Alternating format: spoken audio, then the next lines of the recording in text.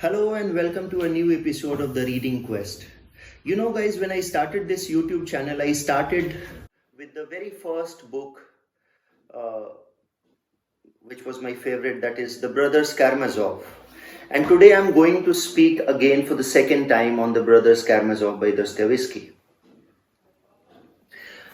The genius of Dostoyevsky lies in the fact that Dostoyevsky happened before Darwin, Dostoyevsky happened before Nietzsche's God is dead and man is free, Dostoyevsky happens before Sigmund Freud, that ego is not a master in its own house, Dostoyevsky happened before the First World War. So Dostoyevsky happened when the Western world was riding high on the tide of rationalism and enlightenment, where Dostoyevsky stands on the threshold of nihilism and he acts as a conduit to existentialism, showing a mirror to the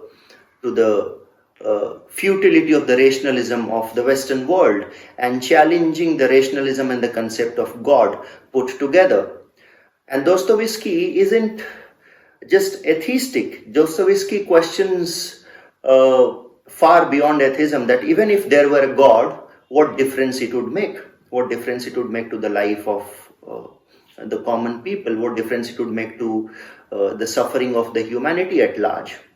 So Dostoyevsky's Brother Karamazov is a magnum opus in any literature. And today most of the point that I'm going to talk about has been taken from Joseph Frank's book Lectures on Dostoyevsky, published at Princeton University Press. So Joseph Frank 5-volume biography of Dostoyevsky is best such study in any such language. And let me add one more thing, that what Walter Kaufmann is to Friedrich Nietzsche, Joseph Frank is to Dostoyevsky. Walter Kaufmann is a biographer and translator of Friedrich Nietzsche. Joseph Frank is the biographer and translator of Dostoyevsky. But Joseph Frank ranks much, much higher than, when it comes to the biographical study of Dostoyevsky, than any other biographer of present time. So Dostoyevsky wanted to write something finally about God, about life, about death, and about existentialism. And Dostoyevsky himself says, if the words of Dostoyevsky were to believe, that if I were to write all these things, whatever that is in my mind, a final magnum opus, okay, that would be Brothers Karamazov. So for this single reason, you are supposed to read Brothers Karamazov. Now let me highlight some of the excerpt from Joseph Frank's book, lecture given at Princeton University at some point of time or the other, verbatim. Okay, so here in lecture number 2, page number 169, Joseph Frank writes, in this lecture I have the impossible job of saying something intelligent about Dostoyevsky's last great novel. And why impossible? Because in a space of couple of hours. Okay, and mind it, my video is just of 5 or 10 minutes, so please, I beg your pardon. So the Brothers Karamazov is a colossal work that ranks among the greatest, the very greatest is a phrase used by Joseph Frank, creation of literature. And we think, when speaking of it, of the most towering moments of the whole history of Western art. Dante, Michelangelo, King Lear, Beethoven's Ninth Symphony. Dostoyevsky's work seemed to take its place with such creation rather than with ordinary novelle, good though it may be. Even its great rival Tolstoy's War and Peace does not have the force and the impact of the Brothers Karamazov, at least in my opinion. And at least in my opinion too, because there are certain magnum opuses that cannot be measured. The phrase incommensurability of scale applies to Dostoyevsky more than to any other work of art. And as a result, it seems almost a sin to try and say anything about it in such a short space of time. So this is the sheer reason for which we are supposed to read Dostoyevsky. If existentialism interests you, if the idea of God, death, if the idea of suffering, if the idea of the individual, strong individual who is placed in the larger canvas of God, church, state, society, religion interests you, then I think The Brothers Karamazov is one such book that is of indispensable importance. And no reading of existential literature is complete without reading and rereading of the brothers Karamazov. It starts with a larger setup of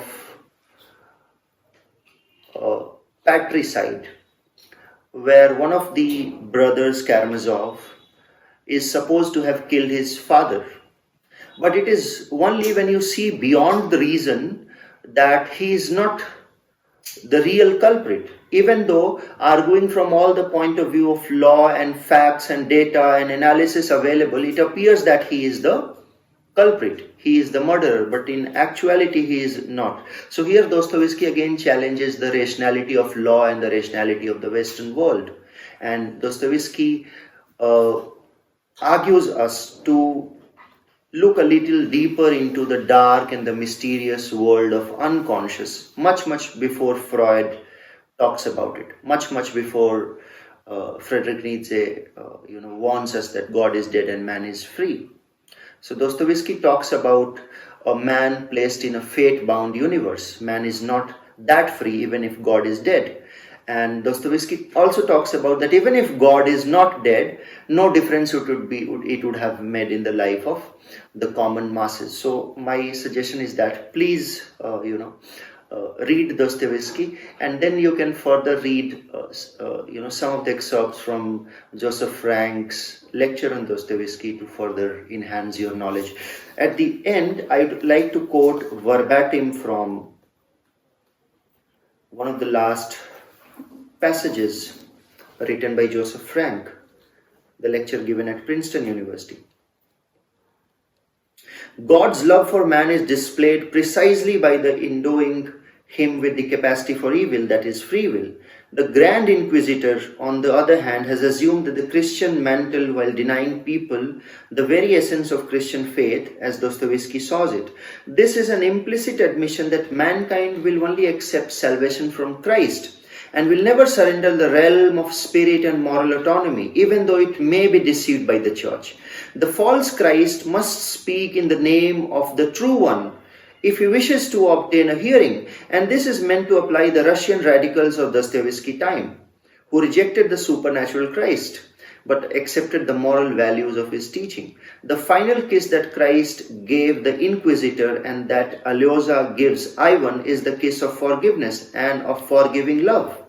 For both the Inquisitor and the Ivan do love and pity suffering mankind in their own way, just not enough to trust it with freedom. The case, in my view, represents Dostoevsky's own attitude to the new radicals, whom he was prepared to forgive but not accept, and whose lack of true faith could turn them into a terrible tyrant, the way Grand Inquisitor turned into a tyrant, and he captured Christ after the second coming of Christ in the very magnum opus, the brothers Karamazov, and he categorically told Christ that now in the modern world there is no place of Christ. Thank you so much. Enjoy reading it.